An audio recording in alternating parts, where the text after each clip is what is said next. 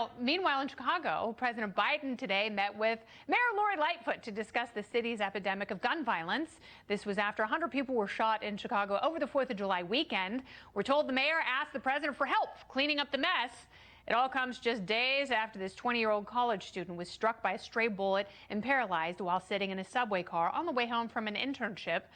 When told he would never walk again, he reportedly told his family, quote, "If I have to live like this, pull the plug, please." And sadly, he did succumb to his injuries when his parents took him off life support.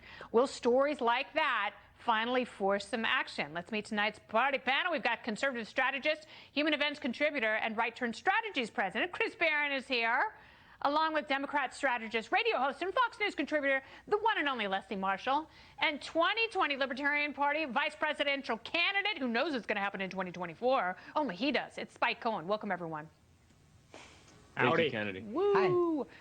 So, Chris, I will start with you. The president went to Chicago and met with Lori Lightfoot at an airport. Now, I've never been to Frankfurt. I've flown through the Frankfurt airport, but I wouldn't say I know the city very well.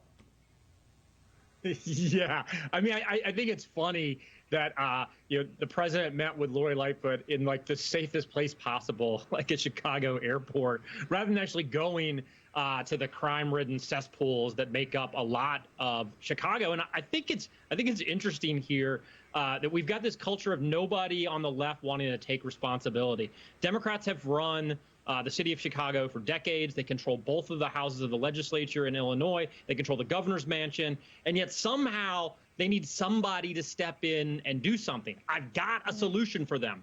Pretend all the criminals in Chicago are actually old ladies who trespassed on January 6th, and the left would be rounding them up in droves.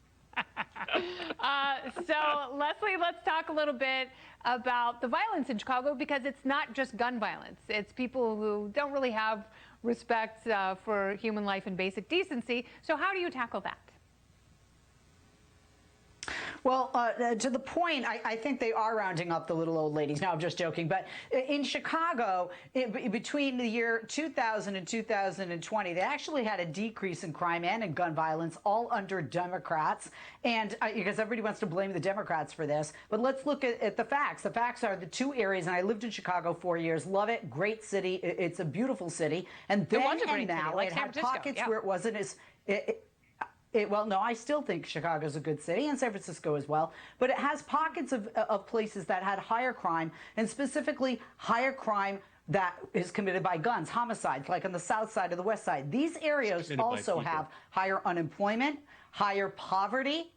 And after COVID, it's not an excuse for this, but it definitely plays into that. More guns on the street, more anger, more poverty, less money. It definitely plays into that. The president meeting with the mayor at the airport, if you look at the itinerary, he wasn't originally scheduled to meet with her. So this was just a last minute, hey, President Biden, could I, have your ear and can I talk to you? And I think it's important that he talk to the mayor, you know what she said? Of not just this city, said, Chicago, but other cities to find out what they need. Okay, she said, "I've lost control of my city. Can I please have help from the feds?" That means you shouldn't be a mayor if you can't run your own city. Spike, your thoughts? Yeah, I mean, I think it's weird that there's been this increase in crime over the holiday weekend when they were specifically told that they saved 16 cents. Listen, I think if you look at every single city that is having crime and every part of this country that's having crime, it's certainly not a gun problem, because it's in the areas that have the most amount of gun control that you see the most amount of gun violence. So if anything, it's that people, everyday law-abiding citizens, aren't able to effectively defend themselves against criminals. If you look at the vast majority of violence in this country, including in Chicago, including gun violence, it's mostly gang violence fighting over drug turf. Chicago is the former stomping grounds of Al Capone, and we saw during the alcohol prohibition period that when alcohol was illegal, drug cartels that were smuggling and selling alcohol blossomed, and they took over entire cities, and the violence was rampant. This is directly a cause of the war on drugs. And until we end that prohibition and stop empowering cartels and drug gangs to take over entire cities, then this is just going to keep getting worse. It's not guns. It's not poverty is part of it, but poverty is nothing new. It's certainly not climate change. It is the growing crime that's coming from the growing gang influence from the war on drugs. And until we end that, this is never going to end. Yeah, and very few people are going to be honest about the root causes here in Chicago, as well as the root causes in parts of Central America that are forcing people to flee their countries to find refuge. And, you know, I'm sorry, but we have to end that prohibition as well and clean up our immigration system. All right, the party panel returns a little bit later. Great to talk to all of you. Meanwhile, masks are causing major headaches at airports and on planes. The FAA claims 75% of passenger complaints stem from mask compliance. Flight from North Carolina to the Bahamas was canceled after a group of 30 Boston area high school students refused to follow the rules. So should masks still be required on planes? The party panel is back. Chris Barron, Leslie Marshall, lift the mask mandate and lift the fee for alcohol. So Leslie, you like the masks, but I have to ask you, Leslie, you're from Massachusetts, and these are a bunch of masshole kids. Are you taking responsibility for their actions? I'm from Boston, and I wish you would come to me first. Chris, what is wrong with you? I would have slapped them and their parents. Come on, this is ridiculous. They've ruined a vacation for a bunch of other people. And let me tell you something. I just went to the Bahamas in April. Maybe they shouldn't go, because in addition to having to wear a mask many places, you have to be tested every few days. You have to be tested to sit at many restaurants who don't have outdoor dining. You have to be tested to enter the premises of your hotel. There's a lot of testing. There's a lot of mask wearing. So maybe it's good they didn't go to the Bahamas, but all the other people, well, maybe they should pay for those people, not just their cocktails, but their trips. These are nothing but a bunch of spoiled brat teenagers, and I'm ashamed that they're from my home city of Boston. Okay, so American Airlines, they've got some new planes. They're one of the biggest airlines in the world, Spike, and their planes, they circulate and filter the air.